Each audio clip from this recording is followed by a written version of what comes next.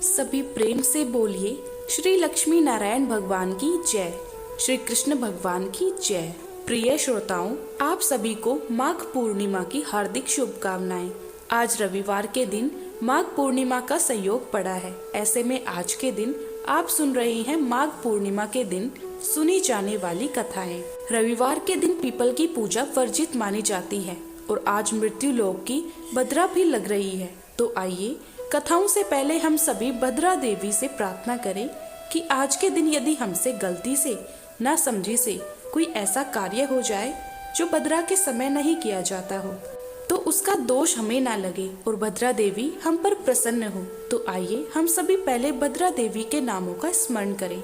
एक बार धनराज युधिष्ठिर ने भद्रा के विषय में भगवान श्री कृष्ण से पूछा, हे मधुसूदन, लोक में विशिष्ट भद्रा नाम प्रसिद्ध है और अत्यंत भयंकर है। यह भद्रा कौन है, किसकी कन्या है और भद्रा की विधि क्या है? तब भगवान ने बताया कि राजन, यह भद्रा भगवान श्री सूर्य की कन्या है। वह सूर्य की पत्नी छाया से उत्पन्न हुई है और शनि देव की सगी बहन है। वह काले वर्ण, लंबे काले केश, बड़े बड़े दांत और भयंकर रूप वाली है। जन्म लेते ही वह संसार को ग्रास करने के लिए दौड़ी थी। यज्ञों में बाधा, मांगलिक कार्यों में बाधा और उपद्रव करने लगी थी। पूरे विश्व को हानि पहुंचाने लगी थी। उससे इस उग्र स्वभाव को देखकर सूर्य भगवान सदैव चिंतित रहने लगे। फिर उन्होंने उसका विवाह करने का निश्चय किया। जब जब जिस देवता या असुर या किन्नर आदि से सूर्य नारायण ने भद्रा के विवाह का प्रस्ताव रखा, तब कोई भी इस भयंकर कन्या से विवाह करने के लिए तैयार ही नहीं हुआ। दुखी होकर सूर्य देव ने अपनी कन्या के लिए विवाह मंडप बनवाया था। भद्रा ने उस मंडप को भी उखाड़कर फेंक दिया था। उसी समय ब्रह्मा जी वहां आए। उन्हें देखकर सूर्य नारायण ने कहा, हे ब्रह्मा जी, आप ही तो इस संसार के कर्ता धर्ता हो। आप कृपया इस भद्रा के बारे में कुछ तो विचार कीजिए। सूर्य नारायण के ऐसे वचन सुनकर ब्रह्मा जी ने विष्टि अर्थात भद्रा को बुलाकर कहा, भद्रे, वह बालव, कोलव आदि कर्णों के अंत में तुम निवास करो और जो व्यक्ति यात्रा, प्रवेश, मांगल्य, कृत, खेती, व्यापार, उद्योग आदि कार्य तुम्हारे समय में करे, उन्हीं में तुम विघ्न करो। 3 दिन तक किसी प्रकार की बाधा न डालो। चौथे दिन के आधे भाग में देवता और असुर तुम्हारी पूजा करेंगे। जो तुम्हारा आदर न करे उनका कार्य तुम ध्वस्त कर देना। इस प्रकार विष्टि को उपदेश देकर ब्रह्मा जी अपने धाम को चले गए। इधर विष्टि भी देवता देते मनुष्य सभी प्राणियों को कष्ट देती हुई घूमने लगी। भगवान श्री कृष्ण कहते हैं, हे युधिष्ठिर महाराज, इस तरह से भद्रा की उत्पत्ति हुई है और वह अति दुष्ट प्रकृति की है। इसीलिए मांगलिक कार्यों में उनका अवश्य ही त्याग करना चाहिए। भद्रा का वास 5 घड़ी मुख में, 2 घड़ी कंठ में, 11 घड़ी हृदय में, 4 घड़ी नाभि में, 5 घड़ी कटी में, 3 घड़ी पुच्छ में रहती है। इस प्रकार भगवान श्री कृष्ण ने धर्मराज युधिष्ठिर को भद्रा का महत्व बताया था। हम सब भी भद्रा देवी से प्रार्थना करें कि हे भद्रा देवी, हम सब पर अपने कृपा बनाए रखना। अब सुनते हैं माघ पूर्णिमा की कथाएं, जिसमें हम सबसे पहले सुनेंगे कि रविवार के दिन पीपल की पूजा क्यों निषेध है। माँ लक्ष्मी जी के परिवार में उनकी एक बड़ी बहन भी थी जिनका नाम था दरिद्रा। एक बार उन दोनों बहनों के पास रहने का कोई निश्चित स्थान नहीं था। इसीलिए माता लक्ष्मी जी और उनकी बड़ी बहन दरिद्रा श्री विष्णु भगवान के पास गई और उनसे बोली, हे जगत के पालनहार, कृपया हमें रहने का स्थान दीजिए। विष्णु भगवान जी से पीपल को यह वरदान प्राप्त था कि जो भी व्यक्ति शनिवार को पीपल की पूजा करेगा उसके घर का ऐश्वर्य कभी नष्ट नहीं होगा। इसीलिए श्री विष्णु भगवान ने कहा कि आप दोनों ही पीपल के वृक्ष पर वास करो।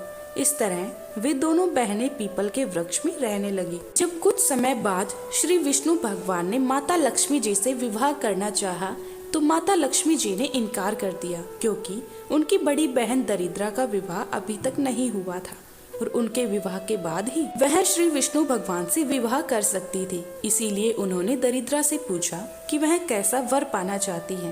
तो दरिद्रा ने बताया कि वह ऐसा पति चाहती है जो कभी पूजा पाठ न करे और उसे ऐसी जगह पर रखे जहाँ कोई भी पूजा पाठ न करता हो। श्री विष्णु भगवान जी ने उनके लिए ऋषि नामक वर चुना और वे दोनों विवाह सूत्र में बंध गए। अब दरिद्रा की शर्त अनुसार उन दोनों को ऐसे स्थान पर वास करना था जहाँ पर कोई भी धर्म कार्य नहीं होता था।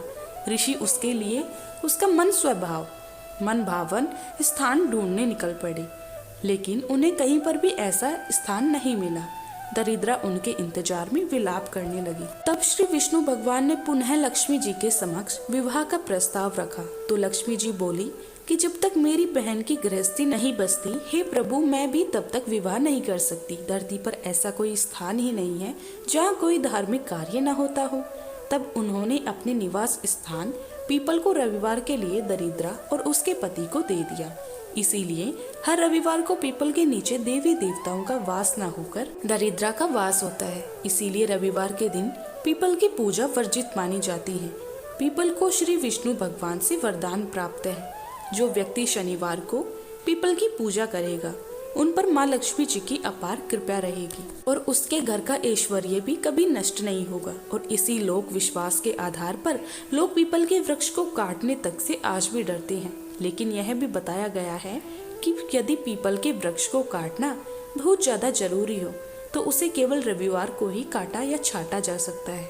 प्राचीन समय की बात है, एक बार देवर्षि नारद स्वर्ग लोक में ब्रह्मण करते हुए वैकुंठ लोक में पहुँचे। वहाँ उन्हें श्री विष्णु के शंख चक्र, गदा और पद्माधारी रूप का दर्शन हुआ। उनके चरणों में प्रणाम करते हुए नारद जी ने प्रश्न किया, हे भगवान, कलयुग में ऐसा कौन सा व्रत है जिससे मनुष्य जीवन के समस्त कष्टों से मुक्त होकर पुण्य लाभ प्राप्त कर सके तथा अंत काल में मोक्ष को भी प्राप्त हो।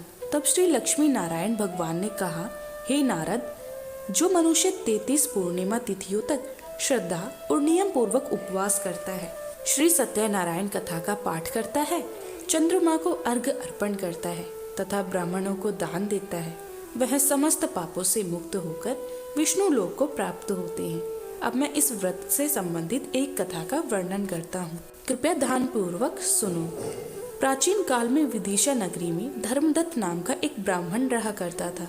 वह बहुत निर्धन होते हुए भी अत्यंत धर्मनिष्ठ और भक्ति भाव वाला व्यक्ति था। एक बार उसे स्वप्न में मैंने दर्शन देते हुए कहा, हे धर्मदत्त, तुम 32 पूर्णिमाओं का व्रत करो, प्रत्येक पूर्णिमा को उपवास करो, सत्यनारायण व्रत का पाठ और कथा करो तथा ब्राह्मणों को भोजन कराओ। इससे तुम्हारे जीवन की दरिद्रता दूर होगी और अंततः तुम्हें मोक्ष की भी प्राप्ति होगी। तब धर्मदत्त मेरी आज्ञा के अनुसार पूर्णिमा व्रत का पालन किया। प्रत्येक पूर्णिमा को स्नान, पूजन, कथा, अन्नदान और चंद्रमा को अर्घ्य सहित व्रत किया। 32 पूर्णिमा को उन्होंने ब्राह्मण भोज, हवन और विशेष पूजन के साथ व्रत का उद्यापन भी किया। इसके बाद उनके जीवन में एक अद्भुत परिवर्तन आया। इस दिव्य व्रत के प्रभाव से उन्हें धन, संपत्ति, यश और संतानों की प्राप्ति हुई। अंत समय में जब उनका भौतिक शरीर छूटा, तब इसी व्रत के पुण्य फल से उन्हें वैकुंठ लोक की भी प्राप्ति हुई। श्री लक्ष्मी नारायण भगवान के श्रीमुख से पूर्णिमा व्रत की ऐसी महिमा सुनकर देवर्षि नारद उन्हें प्रणाम कर वहां से अन्यत्र चले गए, ताकि वे और भी मनुष्यों को पूर्णिमा व्रत का महत्व बता सके। ऐसी है पूर्णिमा व्रत की महिमा। प्रिय श्रोताओं, आज माघ पूर्णिमा के दिन संत रविदास जी की भी जयंती मनाई जा रही है। तो इसी अवसर पर सुनते हैं ठाकुर जी की कृपा और संत रविदास जी की भक्ति की कहानी। रविदास जी के सामने एक कठौता कहते हैं, लकड़ी के एक बर्तन को हमेशा रखा रहता है और वे अपना सारा काम उसी कठौते से करते हैं। उसी से बड़ी बड़ी सिद्धियां प्रकट होती हैं। ऐसा इसीलिए था क्योंकि हर काम करते हुए उनका नाम जप चलता रहता था। बड़े बड़े योगियों को आश्चर्यचकित कर देने वाली सिद्धियां उसी कठौते के जल से प्रकट होती थी। उसका मन लगातार भगवान के भजन कीर्तन में, भगवान के स्मरण में ही लगा रहता था। एक बार एक पंडित जी ने रविदास जी से कहा, अरे आप तो बड़े भक्त बनते हैं, कभी कभी तो नहा गंगा जी चलो। रविदास जी ने कहा, आपके पास तो समय है, आप रोज गंगा जी जाते हैं, मेरी तो इतनी सेवाएं हैं कि मुझे कहीं जाने का समय ही नहीं मिलता। क्या आप गंगा जी को यह 2 केले देकर मेरा प्रणाम कह सकते हैं? पंडित जी को बड़ा आश्चर्य हुआ कि मेरे कहने पर भी गंगा जी के दर्शन करने के लिए नहीं चले और केले दे रहे हैं, जाने कैसा भक्त है। पंडित जी उनके दिए हुए केले लेकर गंगा जी चले गए। वहां स्नान करने के बाद उन्होंने गंगा मैया से कहा, मैया, रविदास जी ने यह 2 केले आपके लिए भिजवाए हैं, यह सुनते ही केले लेने के लिए गंगा जी के 2 हाथ प्रकट हो गए और उन्होंने वह केले अपने हाथों से स्वीकार कर लिए। गंगा जी ने एक स्वर्ण का चूड़ा पंडित जी को दे दिया और उसे रैदास जी को देने के लिए कहा। अब तो पंडित जी के मन में लालच आ गया और उन्होंने रैदास जी को वो चूड़ा ना देकर अपने पास रख लिया। अब वह जिस भी गली से जाते अंत में रैदास जी के दरवाजे पर आकर ही रुकते। यह चमत्कार निरंतर नाम जप का था। एक बार गुरु गोरखनाथ जी कबीरदास जी के कहने पर रैदास जी से मिलने आए। रैदास जी ने उन्हें अपने कठौते से उनके खप्पर में पानी के लिए पानी दिया। गोरखनाथ जी ने देखा कि वे उसी कठौते से चमड़े को धो भी रहे थे। यह देखकर उन्होंने वह जल नहीं पिया और अपना खप्पर खाली लेकर वापस कबीर जी के यहाँ आ गए।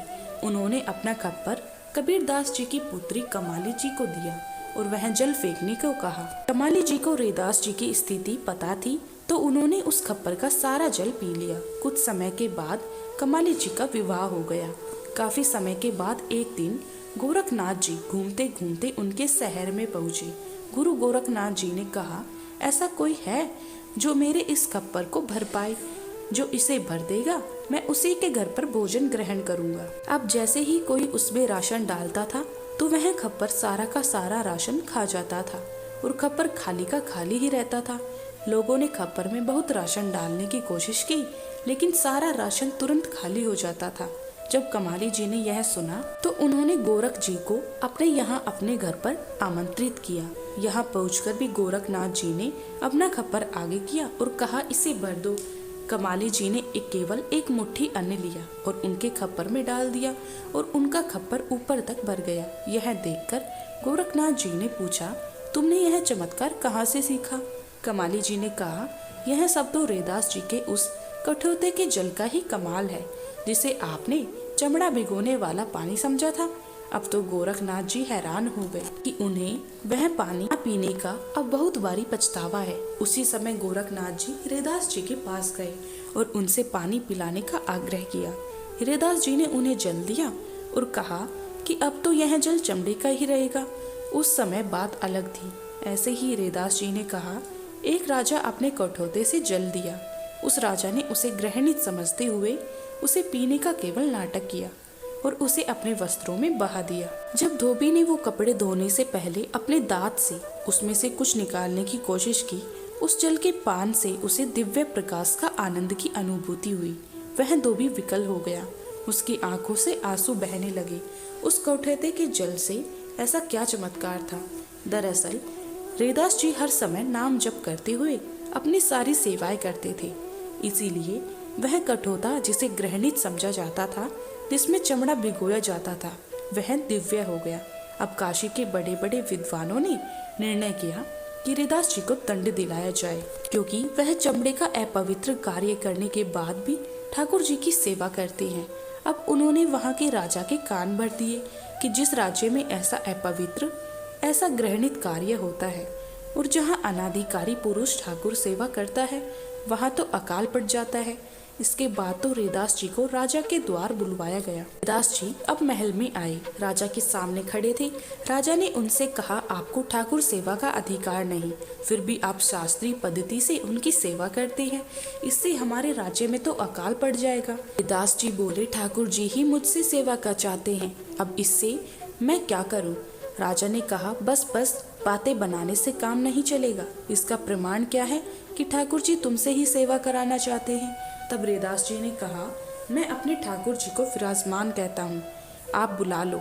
अगर वह अपनी गोद में आ गए तो मान लेंगे कि आप विद्वान जन जो भी कह रहे हैं वह ठीक है, और अगर मेरे बुलाने से ठाकुर जी मेरी गोद में आ गए तो मान लेना कि ठाकुर जी मेरी सेवा स्वीकार करते हैं।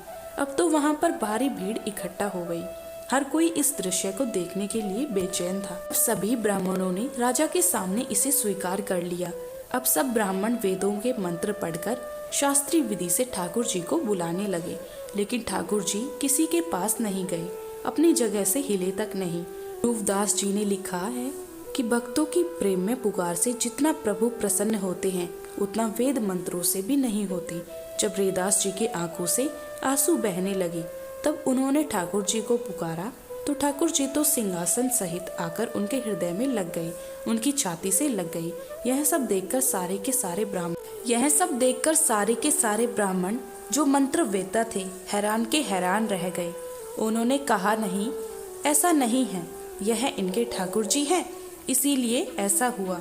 हम अपने ठाकुर जी लाते हैं, फिर देखते हैं। ब्राह्मण लोग किसी प्रकार भी इस बात को मानने के लिए तैयार ही नहीं थे। हरिदास जी इसके लिए भी तैयार हो गए, लेकिन दोबारा भी वैसा ही हुआ। हरिदास जी ने उनके ठाकुर जी को पुकारा और ठाकुर जी उनके पास आ गए। इसी तरह जब तक जीवन में भगवान के नाम का जप नहीं है, तब तक भगवान के प्रति भाव नहीं है, तब तक कोई भी सिद्धांत, कोई भी मंत्र ठाकुर जी को अधीन नहीं कर सकता।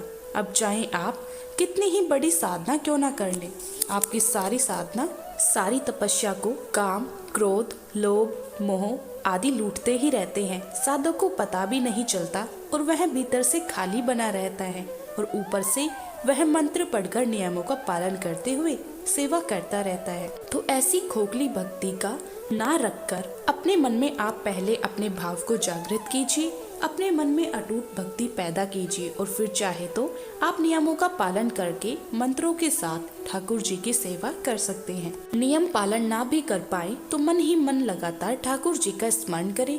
सोते, जागते, उठते, बैठते हर समय बस ठाकुर जी का ही स्मरण करते रहो। निश्चित है कि आपको भी एक दिन भगवत प्राप्ति हो ही जाएगी। आइए अब बढ़ते हैं पूर्णिमा व्रत की अंतिम और मुख्य कथा की ओर। द्वापर युग में एक समय की बात है। यशोदा जी ने श्री कृष्ण से कहा, हे कृष्ण, तुम सारे संसार के उत्पन्न करता, पालन करता और उनके संहार करता हो। आज कोई ऐसा व्रत मुझसे कहो जिसके करने से मृत्यु लोक में स्त्रियों को विधवा होने का भय न रहे और वह व्रत सभी मनुष्यों की मनोकामनाओं भी पूर्ण करने वाला हो। तब श्री कृष्ण कहने लगे, माता, आपने अति सुंदर प्रश्न किया है। मैं आपसे ऐसे ही व्रत को विस्तार पूर्वक कहता हूँ। सौभाग्य की प्राप्ति के लिए स्त्रियों को 32 पूर्ण मासियों का व्रत करना चाहिए। इस व्रत के करने से स्त्रियों को सौभाग्य संपत्ति मिलती है। यह व्रत अचल सौभाग्य देने वाला होता है और भगवान शिव के प्रति मनुष्य मात्र की भक्ति को बढ़ाने वाला है। तब यशोदा जी कहने लगी, हे कृष्ण, सबसे पहले इस व्रत को मृत्यु लोक में किसने किया था, इसके विषय में भी मुझे विस्तार पूर्वक बताओ। तब श्री कृष्ण कहने लगे कि माते, इस भूमंडल पर एक अत्यंत प्रसिद्ध राजा चंद्रहास से पालित अनेक प्रकार के रत्नों से परिपूर्ण कार्तिका नाम की एक नगरी थी। वहाँ पर धनेश्वर नाम का एक ब्राह्मण था और उसकी पत्नी अति सुशील रूपवती थी। दोनों ही उस नगरी में बड़े प्रेम से रहते थे। घर में धन धान्य आदि की कोई कमी नहीं थी, लेकिन उन्हें एक बड़ा दुख था कि उनकी कोई संतान नहीं थी। इस दुख से वह अत्यंत दुखी रहा करते थे। एक समय एक बड़ा तपस्वी योगी उस नगरी में आया। वह योगी उस ब्राह्मण के घर को छोड़कर अन्य सभी घरों से भिक्षा लाकर भोजन किया करता था। एक दिन वह योगी रूपवती से भिक्षा न लेकर किसी दूसरे घर से भिक्षा लेकर गंगा किनारे जाकर भिक्षा में मिले अन्न को प्रेम पूर्वक खा रहा था कि धनेश्वर ने योगी का यह सब कार्य किसी प्रकार से देख लिया। अपनी भिक्षा के अनादर से दुखी होकर धनेश्वर योगी से बोला, महात्मन, आप सभी घरों से भिक्षा लेते हैं किंतु मेरे घर की भिक्षा कभी नहीं लेते, इसका क्या कारण है? तब योगी ने कहा कि निसंतान के घर की भीख पतितों के अन्न के समान होती है और जो पतितों का अन्न खाता है वह भी पतित हो जाता है।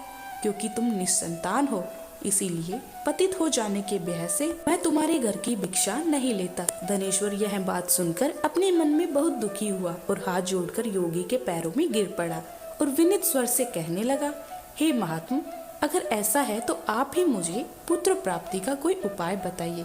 आप तो सब कुछ जानने वाले हैं, मुझ पर यह अवश्य ही कृपा कीजिए। धन की मेरे घर में कोई कमी नहीं है, किंतु कोई पुत्र न होने के कारण मैं अत्यंत दुखी हूँ। आप मेरे इस दुख को दूर करें। यह सुनकर योगी कहने लगे, हे ब्राह्मण, तुम देवी चंडी की आराधना करो। फिर घर आकर उसे अपनी पत्नी से सारा वृतांत कहा और खुद तपस्या करने के लिए वन में चला गया। वन में जाकर उसने देवी चंडी की उपासना की और उपवास किया। चंडी देवी ने 16वें दिन उनको स्वप्न में दर्शन दिए और कहा, हे धनेश्वर, जा तेरे पुत्र होगा। परंतु वह 16 वर्ष की आयु में ही मृत्यु को प्राप्त हो गए। अगर तुम पतितों के 32 पूर्णमासियों का व्रत विधि पूर्वक करोगी तो वह दीर्घायु होगा।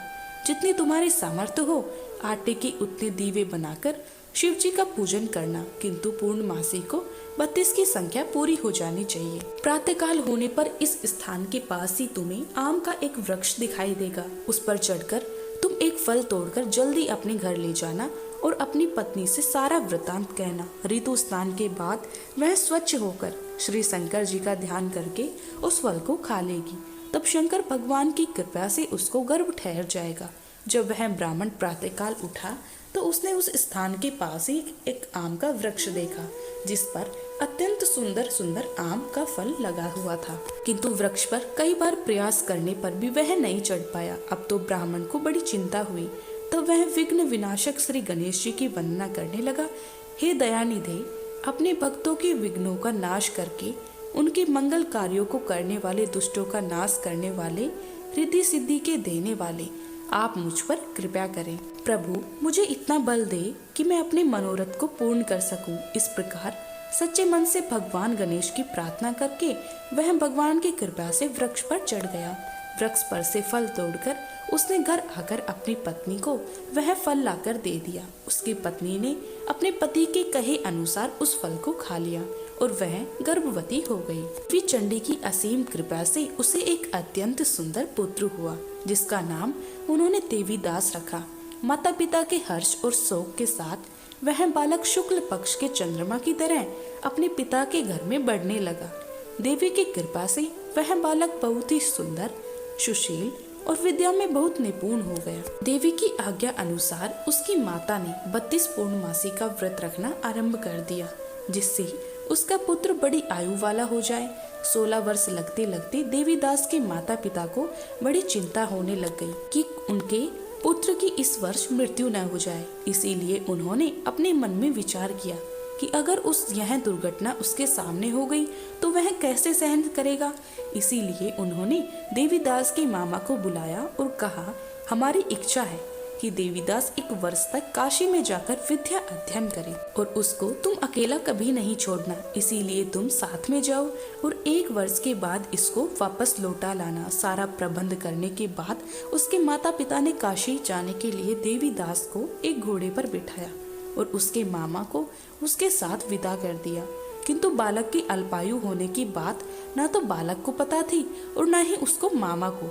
धनेश्वर ने अपनी पत्नी के साथ मिलकर अपने पुत्र की मंगल कामना और दीर्घायु के लिए देवी भगवती की आराधना और पूर्णमासियों का व्रत आरंभ कर दिया। इस प्रकार बराबर 32 पूर्णमासी का व्रत पूरा किया। कुछ समय बीतने के बाद एक दिन वह दोनों मामा और भांजे रास्ते में रात बिताने के लिए किसी ग्राम में ठहरे हुए थे। उस दिन उस गांव में एक ब्राह्मण की अत्यंत सुंदर, सुशील, विदुषी और गुणवती कन्या का विवाह होने वाला था। जिस धर्मशाला के अंदर वर और उसकी बारात ठहरी हुई थी, इसी धर्मशाला में देवीदास और उसके मामा भी ठहरे हुए थे। संयोगवश कन्या को तेल आदि चढ़ाकर मंडप आदि का कर्म किया गया तो लग्न के समय वर को धनुवार्थ हो गया। वह हिलने डुलने और चलने में बिल्कुल असमर्थ हो गया। तब वर के पिता ने अपने परिवार जनों से परामर्श करके निश्चय किया कि यह देवीदास मेरे पुत्र जैसा ही सुंदर है, मैं इसके साथ ही लग्न करा दूं और बाद में विवाह के सभी कार्य मेरे पुत्र के साथ हो जाएंगे। ऐसा सोचकर देवीदास के मामा से जाकर वह बोला कि तुम थोड़ी देर के लिए अपने भांजे को हमें दे दो, जिससे विवाह के लग्न का सारा कार्य सुचारू रूप से हो सके। तब उसका मामा कहने लगा कि जो कुछ भी मधु पर्क आदि कन्यादान के समय वर को मिलेगा वह सब हमें दे दिया जाए, तो मेरा भांजा इस बारात का दूल्हा बन जाएगा। यह बात वर के पिता ने स्वीकार कर ली और तब मामा ने अपना भांजा वर बनने को भेज दिया और उसके साथ विवाह के सभी कार्य रात में विधि पूर्वक संपन्न हो गए। पत्नी के साथ वह भोजन नहीं कर सका। दुखी मन से वह सोचने लगा कि न जाने यह कैसी स्त्री होगी। वह एकांत में इसी सोच में पड़ा हुआ था कि उसकी आंखों में से आंसू भी आ गए। तब उसकी पत्नी ने पूछा कि क्या बात है, आप इतने उदासीन और दुखी क्यों हो रहे हो। तब उसने यह सारी बातें वर के पिता और उसके मामा में हुई थी, वधु को बता दी। तब वह वधु कहने लगी कि यह ब्रह्मा विवाह के विपरीत कैसे हो सकता है। देव, ब्राह्मण और अग्नि के सामने मैंने आपको ही अपना पति बनाया है, इसीलिए आप ही मेरे पति हैं। मैं आपकी ही पत्नी रहूंगी, किसी अन्य की बिल्कुल नहीं। तब देवीदास ने कहा कि ऐसा मत करो, क्योंकि मेरी आयु बहुत थोड़ी है। मेरे मरने के बाद तुम्हारी क्या गति होगी, इस बात को अच्छी तरह सोच लो। परंतु वह वधु दृढ़ विचार वाली थी, बोली कि जो आपकी गति होगी वह मेरी भी होगी। हे स्वामी, आप उठिए और भोजन कीजिए, आप निश्चय ही भूखे होंगे। तब देवीदास और उसकी पत्नी ने मिलकर भोजन किया और रात में वे सो गए। प्रातःकाल देवी ने अपनी पत्नी के तीनों नगों से जड़ी हुई एक अंगूठी और एक रुमाल दिया और बोला, प्रिय, इसे संकेत समझकर रख लो और शांत हो जाओ। मेरा स्मरण और जीवन जानने के लिए एक पुष्प वाटिका बना लो, उसमें सुगंधी वाली एक नव मल्लिका लगा लो। उसको हर दिन जल से सींचना और आनंद के साथ खेल कूदना और उत्सव मनाना। जिस समय और जिस दिन मेरी मृत्यु का होगा, उस समय फूल सूख जाएंगे और जब यह फिर से हरे भरे हो जाए तो समझ लेना कि मैं जीवित हूँ। यह बात निश्चय करके समझ लेना और उसमें कोई संशय मत करना। ऐसा समझा बुझाकर वह चला गया। प्रातःकाल होते ही वहाँ पर गाजे बाजे बजने लगे। जिस समय विवाह के पूरे कार्य समाप्त करने के लिए वर तथा सब बाराती मंडप में आए, तो कन्या ने वर को भली प्रकार से देखकर अपने पिता से कहा कि यह मेरा पति नहीं है। मेरा पति वही है जिसके साथ रात में मेरा विवाह हुआ था। इससे साथ तो मेरा विवाह हुआ ही नहीं। अगर यह वही है तो बताए कि मैंने इसको क्या दिया था और रात में हमारे बीच में क्या गुप्त बातें हुई थी, वह सब बताओ। पिता ने उसके कहे अनुसार वर को बुलवाया। कि सारी बातें सुनकर वह कहने लगा कि मैं कुछ नहीं जानता। इसके बाद वह लज्जित होकर अपना समूह लेकर चला गया और सारी बारात भी अपमानित होकर वहां से लौट गई। भगवान श्री कृष्ण आगे बोले, हे माते, इस प्रकार देवीदास काशी विद्या पढ़ने के लिए चला गया। जब कुछ समय बीता तो काल से प्रेरित होकर एक सांप रास्ते में उसे डसने के लिए वहां पर आया। उस विस्तर के प्रभाव से उसके बिस्तर के चारों ओर से विष की ज्वाला से वह बिस्तर विषैला हो गया, परंतु वृतराज के प्रभाव से उसको वह सांप काट नहीं पाया, क्योंकि पहले ही उसकी माँ ने 32 पूर्णमासी का व्रत रखा था। इसके बाद मध्याह्न के समय स्वम काल वहां पर आया और उसके शरीर से उसके प्राणों को निकालने का प्रयास करने लगा, जिससे वह मूर्छित होकर धरती पर गिर पड़ा। भगवान की कृपा से उसी समय देवी पार्वती जी के साथ श्री शंकर जी वहां पर आए। उसको मूर्छित दशा में देखकर देवी पार्वती ने भगवान से प्रार्थना की, हे प्रभु, इस बालक की माता ने पहले 32 पूर्णमासी का व्रत किया था, जिसके प्रभाव से हे भगवान, अब आप इसको प्राणदान दे दीजिए। देवी के कहने पर भक्त वत्सल भगवान ने उस बालक को प्राणदान दे दिया। व्रत के प्रभाव से काल को भी पीछे हटना पड़ा और देवीदास स्वस्थ होकर बैठ गया। उधर उसकी पत्नी उसके काल की प्रतीक्षा किया करती थी। दिन उसने देखा उस पुष्प वाटिका में पत्र कुछ भी नहीं रहे, सब कुछ सूखकर नष्ट हो गए। तो उसने बड़ा आश्चर्य हुआ, किंतु कुछ ही क्षण में वह सब वाटिका पहले की तरह हरी भरी हो गई। तब वह समझ गई कि उसके पति पुनर्जीवित हो गए।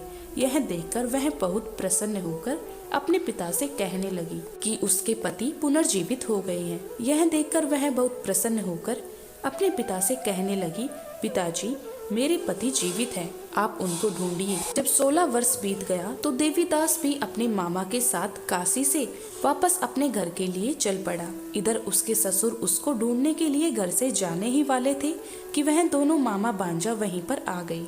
उसको आया देखकर उसका ससुर बड़ी प्रसन्नता के साथ उसको अपने घर में ले गया। उस समय नगर के निवासी वहां इकट्ठा हो गए और फिर सबने निश्चय किया कि अवश्य ही उस बालक के साथ इसी कन्या का विवाह हुआ था। उस बालक को जब कन्या ने देखा तो पहचान लिया, कहा कि यह तो वही है जो संकेत करके गई थी। फिर सब कहने लगे कि भला हुआ जो यह आ गया, और तब सब नगरवासियों ने खूब आनंद मनाया। उस दिन के बाद देवीदास अपनी पत्नी और अपने मामा के साथ अपने ससुर के घर से बहुत सारा उपहार लेकर अपने घर की ओर चल पड़ा। जब वह अपने नगर की निकट गया तो कई लोगों ने उसे देखकर उसके माता पिता को पहले ही जाकर सूचना दे दी कि तुम्हारा पुत्र देवीदास अपनी पत्नी और मामा के साथ आ रहा है। ऐसा सुनकर पहले तो उन्हें विश्वास नहीं हुआ, किंतु जब और लोगों ने भी आकर उनकी बात का समर्थन किया तब उन्हें बड़ा आश्चर्य हुआ। इतने में ही देवीदास जी अपने घर पर पहुंच गया और देवीदास ने अपने माता पिता के चरणों में सिर रखकर प्रणाम किया और उसकी पत्नी ने भी अपने ससुर के चरणों को स्पर्श किया। तो माता पिता ने अपने पुत्र और पुत्र वधू को अपने हृदय से लगा लिया और सबकी आंखों से प्रेम के आंसू बहने लगे। अपने पुत्र और पुत्र वधू के आने की खुशी में धनेश्वर ने बड़ा भारी उत्सव किया और ब्राह्मणों को भी दान दी, दक्षिणा देकर प्रसन्न किया। भगवान श्री कृष्ण कहने लगे, माते, इस प्रकार धनेश्वर 32 पूर्णमासियों के व्रत के प्रभाव से पुत्रवान हो गया। जो भी स्त्रियां इस व्रत को करती हैं, वे जन्म जन्मांतर में भी विधव्य का दुख नहीं भोगती और सदैव सौभाग्यवती रहती हैं। यह मेरा वचन है, इसमें कोई संदेह नहीं।